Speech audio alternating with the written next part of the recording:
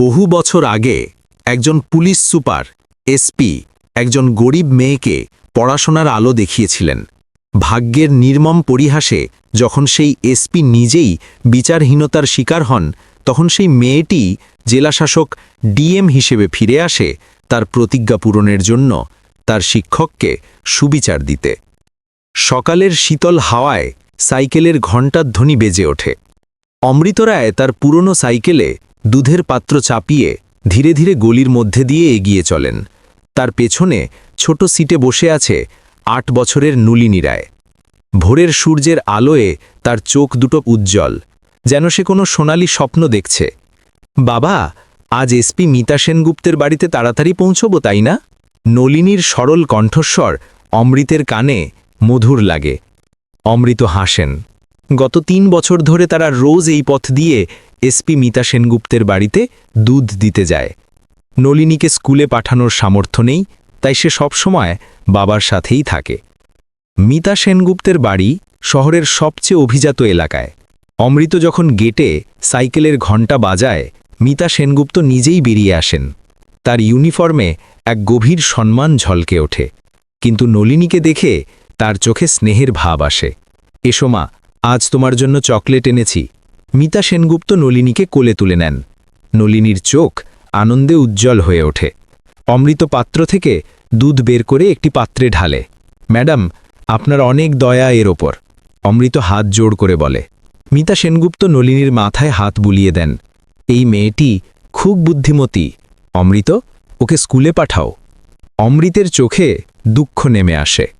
Madam, আমাদের টাকা কোথায়?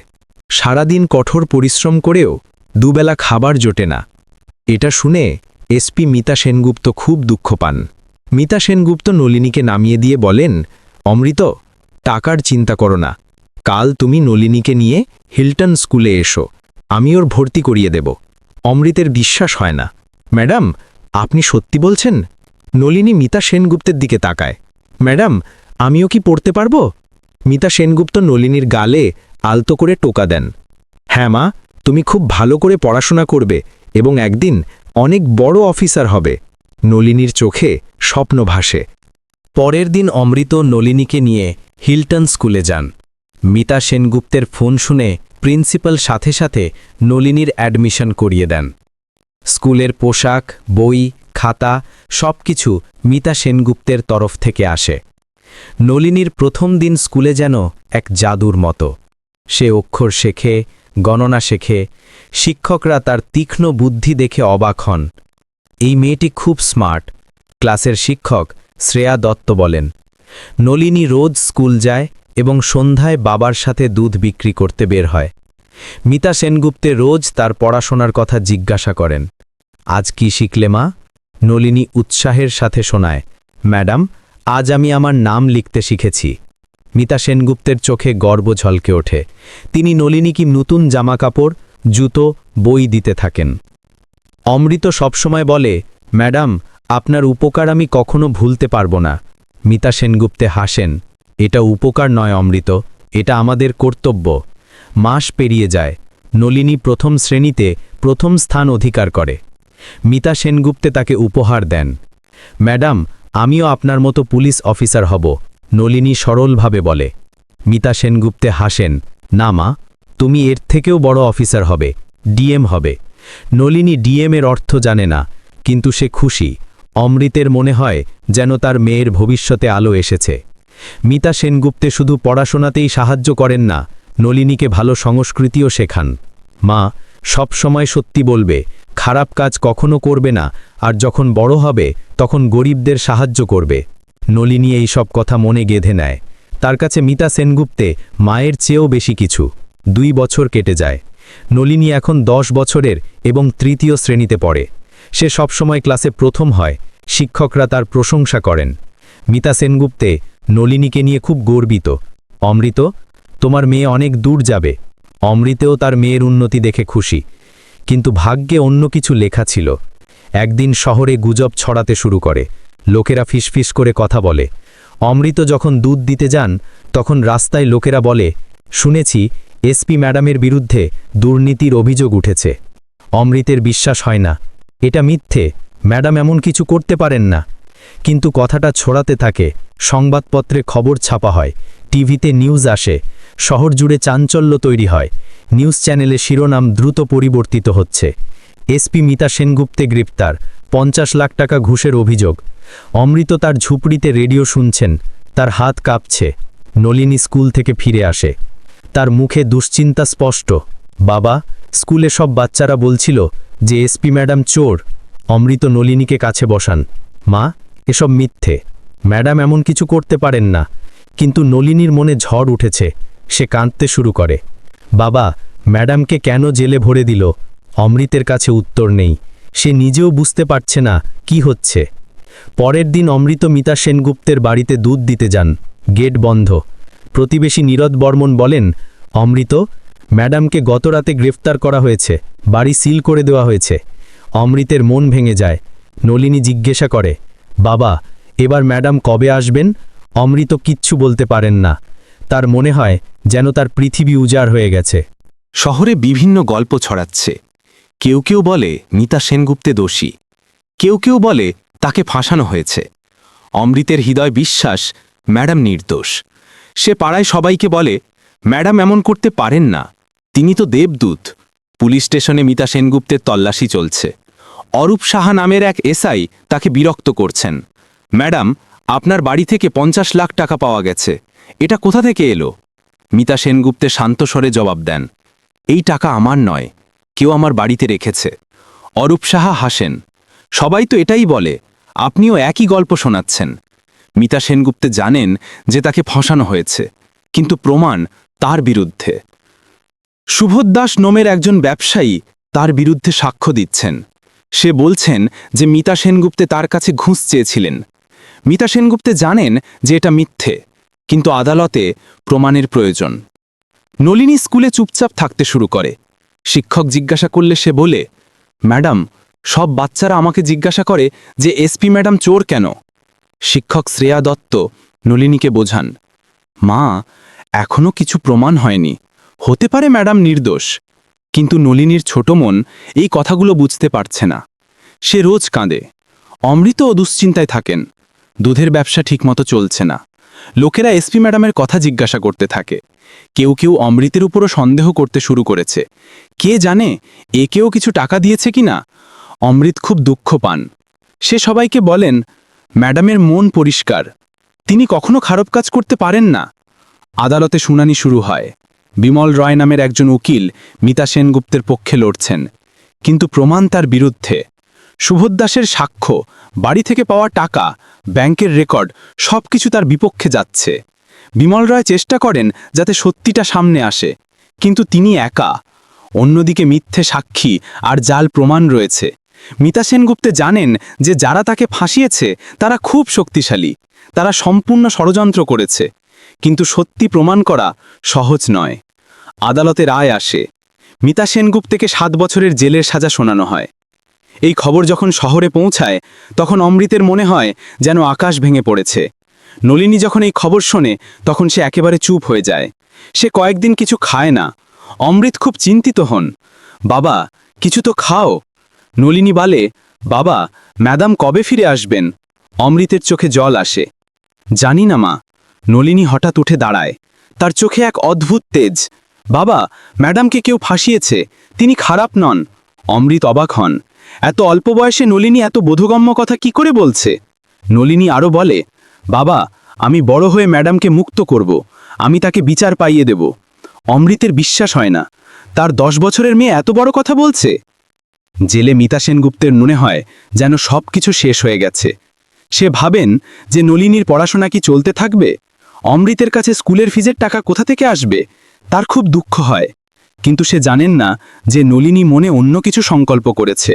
নলিনী স্কুলে আগের চেয়েও বেশি কঠোর পরিশ্রম করতে শুরু করে। শিক্ষকরা অবাক হয়ে যান। এই মেয়েটি আগের চেয়েও বেশি তেজস্বী হয়ে গেছে, শ্রেয়া দত্ত বলেন। নলিনীর মনে একটাই কথা ঘুরতে থাকে, ম্যাডামকে বিচার পাইয়ে দিতে হবে। সে তার ডায়েরিতে লেখে, আমি বড় হয়ে ডিএম হব এবং ম্যাডামকে মুক্ত করব। অমৃত যখন এই ডায়েরিটি পান তখন তার চোখে জল আসে। তার মনে হয় যেন তার মেয়ের মধ্যে কিছু বিশেষ আছে। 5 বছর কেটে যায়। নলিনী এখন ১৫ বছরের এবং ১০ম শ্রেণীতে পড়ে। সে সবসময় টপ করে। অমৃতকে স্কুলের ফিসের জন্য অনেক পরিশ্রম করতে হয়, কিন্তু সে হার মানেন না। নলিনীও টিউশন পড়িয়ে কিছু টাকা রোজগার করে। তার একটাই স্বপ্ন, ডিএম হওয়া এবং মিতা সেনগুপ্তকে বিচার পাইয়ে দেওয়া। স্কুলের প্রিন্সিপাল রতন মল্লিক বলেন, অমৃত, তোমার মেয়ে খুব ভালো, এ অনেক দূর যাবে। অমৃত গর্বের সাথে বলেন, স্যার, এই ডিএম হবে। প্রিন্সিপাল হাসেন, হ্যাঁ, অবশ্যই হতে পারে। নলিনী রোজ খবরের কাগজ পড়ে। সে মিতা সেনগুপ্তের কেস সম্পর্কে তথ্য সংগ্রহ করতে থাকে। সে জানতে পারে যে আপিল করা হয়েছিল, কিন্তু তাও খারিজ হয়ে গেছে। মিতা সেনগুপ্তে এখনও জেলে। নলিনীর মন খারাপ হয়। ১০ম বোর্ড পরীক্ষায় নলিনী টপ করে। পুরো স্কুলে তার নাম হয়। খবরের কাগজে তার ছবিও ছাপা হয়। অমৃতের মনে হয় যেন তার পৃথিবী আলোকিত হয়েছে। নলিনী বিজ্ঞান বিভাগ বা সায়েন্স স্ট্রিম নেয়। সে ডাক্তার বা ইঞ্জিনিয়ার হতে চায় না। তার লক্ষ্য কেবল একটি, সিভিল সার্ভিস। অমৃত বলেন, মা, বিজ্ঞান বিভাগ খুব দামি, আমাদের কাছে টাকা নেই। নলিনী দৃঢ়তার সাথে বলে, বাবা, আমি স্কলারশিপ নেব, টিউশনও পড়াবো, আপনি চিন্তা করবেন না। নলিনী সরকারি স্কলারশিপ পেয়ে যায়। সে একটি কোচিং ইনস্টিটিউটেও পড়াতে শুরু করে। ছোট বাচ্চাদের পড়িয়ে সে মাসে ৫,০০০ টাকা উপার্জন করে। অমৃতের মনে হয় যে তার মেয়ে তার থেকেও বেশি স্মার্ট। নলিনী দ্বাদশ শ্রেণীতেও টপ করে। এবার ৯৭% নম্বর আসে।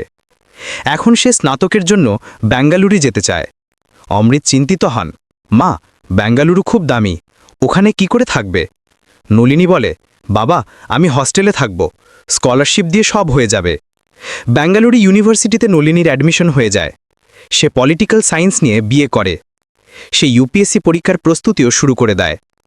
বেঙ্গালুরুতে থেকে সে আরও তীক্ষ্ণ হয়ে ওঠে। লাইব্রেরিতে দিনরাত পড়াশোনা করে। তার বন্ধুরা বলে, নলিনী, এত পড়ার কি দরকার? নলিনী বলে, আমাকে কিছু কাজ করতে হবে, কাউকে বিচার পাইয়ে দিতে হবে। বন্ধুরা বুঝতে পারে না সে কি বলছে। নলিনী কাউকে তার পুরো গল্প বলে না। সে চুপচাপ নিজের কঠোর পরিশ্রম করতে থাকে। স্নাতকে সে ১ম শ্রেণী পায়। নলিনী ইউপিএসসির জন্য আরও সিরিয়াস হয়ে যায়। সে দিনে ১২-১৪ ঘন্টা পড়ে, কোচিংও যোগ দেয়। তার কাছে শুধু একটি ছবি আছে, মিতা সেনগুপ্তের। সে রোজ সেই ছবিটি দেখে বলে, ম্যাডাম, আর একটু অপেক্ষা করুন, আমি তাড়াতাড়ি আসব। অমৃতকে ফোনে বলেন, বাবা, আগামী বছর পরীক্ষা দেব, ম্যাডামের অপেক্ষা শেষ হয়ে যাবে। অমৃতের চোখে জল আসে। তার মেয়ের জন্য গর্ব হয়। নলিনী প্রথমবার ইউপিএসসি পরীক্ষা দেয়, প্রিলিমস পাশ হয়ে যায়, মেইনসেও ভালো স্কোর আসে, ইন্টারভিউয়ের জন্য ডাক আসে। নলিনীর মনে হয় এবার সব ঠিক হয়ে যাবে। ইন্টারভিউতে বোর্ডের সদস্যরা তাকে জিজ্ঞাসা করেন, আপনি কেন সিভিল সার্ভিসে যোগ দিতে চান? নলিনী দৃঢ়তার সাথে জবাব দেয়, স্যার, আমি বিচার পাইয়ে দিতে চাই, ভুল লোকদের সাজা দিতে চাই এবং নির্দোষ লোকদের মুক্ত করতে চাই। বোর্ডের সদস্যরা প্রভাবিত হন। ফলাফল আসে। নলিনীর নির্বাচন বা সিলেকশন হয়ে যায়। আইএএসে ৪৭তম র্যাঙ্ক আসে। পুরো শহরে আনন্দের ঢেউ বয়ে যায়। অমৃতের বন্ধুরা তাকে অভিনন্দন জানায়। অমৃত, তোর মেয়ে অসাধারণ কাজ করেছে। অমৃতের চোখে গর্বের অশ্রু। নলিনী ফোনে বলে, বাবা, এবার ম্যাডামের অপেক্ষা শেষ হয়ে যাবে। অমৃত বুঝতে পারেন তার মেয়ে কী করতে চলেছে। ট্রেনিং শেষ হবার পর নলিনীর পোস্টিং হয়। সে ডিএম হয়ে যায়। এখন তার নাম ডিএম নলিনী রায়। ডিএম নলিনী রায়ের নতুন পোস্টিংয়ের খবর পুরো জেলায় ছড়িয়ে পড়ে। সে তার নিজের শহরেই ডিএম হয়ে এসেছেন। অমৃতের আনন্দের সীমা নেই। তার সেই ছোট মেয়েটি যে একসময় তার সাথে সাইকেলে চেপে দুধ বিক্রি করতে যেত, আজ পুরো জেলার সবচেয়ে বড় অফিসার। ডিএম নলিনী রায় তার অফিসে পৌঁছান। সব অফিসাররা তাকে স্বাগত জানান। কিন্তু তার মনে শুধু একটিই কথা, মিতা সেনগুপ্তের কেস। সে সবার প্রথমে সেই থানায় যান যেখান থেকে মিতা সেনগুপ্তাকে গ্রেপ্তার করা হয়েছিল। থানায় নতুন এসএইচও নীরদ বর্মন মোতায়েন আছেন। ডিএম নলিনী রায় বলেন, এসপি মিতা সেনগুপ্তের কেসের সমস্ত ফাইল আমার চাই। নীরদ বর্মন অবাক হয়ে যান, ম্যাডাম, এটা তো ৭ বছর পুরনো কেস, রায়ও হয়ে গেছে। ডিএম নলিনী রায়ের কণ্ঠে কঠোরতা, আমি ফাইল চেয়েছি, প্রশ্ন নয়, সাথে সাথে নিয়ে এসো। নীরদ বর্মন বুঝতে পারেন যে নতুন ডিএমের মেজাজ আলাদা। সে সাথে সাথে সব ফাইল নিয়ে আসেন। ডিএম নলিনী রায় রাতভর ফাইল পড়েন। তার কাছে অনেক কিছু অদ্ভুত লাগে। কিসের ফাইলে সুবোধ দাসের স্টেটমেন্ট আছে যে মিতা সেনগুপ্তে তার কাছে 50 লাখ টাকা ঘুষ চেয়েছিলেন। কিন্তু ডিএম নলিনী রায়ের মনে হয় কিছু গণ্ডগোল আছে। মিতা সেনগুপ্তের বাড়ি থেকে টাকা পাওয়ার রিপোর্টও ফাইলে আছে, কিন্তু সময় মিলছে না। সুবোধ দাসের কোম্পানির রেকর্ডও দেখেন ডিএম নলিনী রায়। তিনি জানতে পারেন যে সে সময় সুবোধ দাসের ব্যবসা খুব ভালো চলছিল, তার ঘুষ দেওয়ার কোনো প্রয়োজন ছিল না। তাহলে সে মিথ্যে সাক্ষ্য কেন দিল? ডিএম নলিনী রায়ের সন্দেহ হতে থাকে যে এখানে কোনো বড় ষড়যন্ত্র আছে। পরের দিন ডিএম নলিনী রায় সুবোধ দাসকে ডাকেন। সুবোধ দাস ভয় পেয়ে আসেন। ম্যাডাম, আপনি আমাকে কেন ডেকেছেন? ডিএম নলিনী রায় সরাসরি প্রশ্ন করেন, তুমি এসপি মিতা সেনগুপ্তের বিরুদ্ধে মিথ্যা সাক্ষ্য কেন দিয়েছিলে? সুবোধ দাসের শ্বাস ফুলে ওঠে। ম্যাডাম, আমি মিথ্যা সাক্ষ্য দিইনি, সব সত্যি। ডিএম নলিনী রায় তার সামনে কিছু কাগজ রেখে দেন। এটা তোমার কোম্পানির রেকর্ড। সে সময় তোমার ব্যবসা ফুলে ফেপে উঠছিল, তাহলে তোমার ঘুষ দেওয়ার কি দরকার ছিল? সুবোধ দাস ঘাবড়ে যান। সে কোনো জবাব দিতে পারেন না। ডিএম নলিনী রায় আরও গভীরভাবে তদন্ত করেন। তিনি জানতে পারেন যে সে সময় শহরে একটি বড় চুক্তি বা কন্ট্রাক্টের মামলা ছিল। মিতা সেনগুপ্তে সেই চুক্তিতে কিছু অনিয়ম ধরেছিলেন। তিনি তদন্তের আদেশ দিয়েছিলেন, কিন্তু গ্রেপ্তারের আগেই সেই রিপোর্ট গায়েব হয়ে গিয়েছিল। ডিএম নলিনী রায় বুঝতে পারেন যে মিতা সেনগুপ্তকে ফাঁসানো হয়েছিল যাতে তিনি সেই চুক্তির তদন্ত করতে না পারেন। এখন তাকে প্রমাণ সংগ্রহ করতে হবে। তিনি পুরনো রেকর্ড বের করেন। অনেক ফাইল গায়েব, কিন্তু কিছু কপি পাওয়া যায়। ডিএম নলিনী রায় জানতে পারেন যে প্রকাশ চৌধুরী নামের একজন ঠিকাদার সে সময় মিতা সেনগুপ্তকে ফাঁসানোর ষড়যন্ত্র করেছিল। প্রকাশ চৌধুরী সেই বড় চুক্তিতে অংশ ছিল। মিতা সেনগুপ্তের তদন্তে তার ক্ষতি হতো, তাই সে সুবোধ দাসকে টাকা দিয়ে মিথ্যা সাক্ষ্য দিয়েছিল। অরূপ সাহা এসআইও এই ষড়যন্ত্রের অংশ ছিল। সে জাল প্রমাণ তৈরি করেছিল। ডিএম নলিনী রায়ের কাছে এখন কঠিন প্রমাণ আছে, কিন্তু 7 বছর পর কেস আবার খোলা সহজ নয়। তাকে খুব ভেবেচিন্তে পদক্ষেপ নিতে হবে। ডিএম নলিনী রায় কিছু সাংবাদিকের সাথে দেখা করেন। তিনি তাদের কেসের সত্যতা জানান। সাংবাদিকরা অবাক হন। ম্যাডাম, এটা তো খুব বড় মামলা, এটা সত্যি হলে পুরো ব্যবস্থার মুখোশ খুলে যাবে। ডিএম নলিনী রায় বলেন, সত্যকে সামনে আনা আমাদের কর্তব্য, যতই কঠিন হোক না কেন। পরের দিন সংবাদপত্রে বড় শিরোনাম আসে, এসপি মিতা সেনগুপ্তকে খাসানো হয়েছিল, নতুন ডিএমের ফাঁস করা তথ্যে চাঞ্চল্য। পুরো রাজ্যে আলোড়ন তৈরি হয়। লোকেরা সোশ্যাল মিডিয়ায় ডিএম নলিনী রায়ের প্রশংসা করতে শুরু করে। মুখ্যমন্ত্রীর ফোন আসে। ডিএম সাহেব, এটা কি হচ্ছে? আপনি 7 বছর পুরনো কেস কেন খুঁড়ছেন? ডিএম নলিনী রায় দৃঢ়তার সাথে জবাব দেন, স্যার, বিচারের কোনো সময়সীমা নেই। যদি কোনো নির্দোষ জেলে থাকে তবে তাকে মুক্ত করা আমাদের কর্তব্য। মুখ্যমন্ত্রী ডিএম নলিনী রায়ের কথাটি সঠিক মনে হয়। তিনি বলেন, ঠিক আছে, কিন্তু যা করবেন পুরো প্রমাণের সাথে করবেন। ডিএম নলিনী রায়ের মনে হয় যে এখন রাস্তা পরিষ্কার। তিনি আরও দ্রুত গতিতে কাজ করতে শুরু করেন। ডিএম নলিনী রায় এবার কেসটি হাইকোর্টে নিয়ে যাওয়ার প্রস্তুতি নেন। তিনি আইনজীবী কল্যাণ শর্মাকে নিয়োগ করেছেন। কল্যাণ শর্মা একজন নামকরা আইনজীবী। তিনি বলেন, ম্যাডাম, এই কেস জেতা খুব কঠিন। 7 বছর পর আদালতকে বোঝাতে হবে। ডিএম নলিনী রায় বলেন, কল্যাণজি, কঠিন মানে অসম্ভব নয়। আমাদের কাছে প্রমাণ আছে, সত্যের জয় হবে। কল্যাণ শর্মা ডিএম নলিনী রায়ের সংকল্প দেখে প্রভাবিত হন। তিনি পুরো পরিশ্রম দিয়ে কেস প্রস্তুত করেন। হাইকোর্টে আবেদন দাখিল হয়। এসপি মিতা সেনগুপ্তকে ফাঁসানো হয়েছিল, নতুন প্রমাণের ভিত্তিতে কেস আবার খোলা হোক। বিচারপতি চক্রবর্তীর আদালতে শুনানি হয়। সরকারি উকিল বলেন, মাই লর্ড, এই কেস আগেই চূড়ান্ত হয়ে গেছে, এখন এটি আবার খোলা যায় না। কল্যাণ শর্মা উঠে দাঁড়ান, মাই লর্ড, বিচারের কোনো সময়সীমা নেই। এখানে একজন নির্দোষ মানুষ জেলে পড়ছেন। বিচারপতি প্রমাণ দেখার অনুমতি দেন। কল্যাণ শর্মা সমস্ত প্রমাণ পেশ করেন। সুবোধ দাসের ব্যবসার রেকর্ড, প্রকাশ চৌধুরীর চুক্তি, অরূপ সাহার মিথ্যা প্রমাণ সব কিছু স্পষ্ট হয়ে যায়। বিচারপতি বলেন, এটা তো সত্যিই ষড়যন্ত্র মনে হচ্ছে।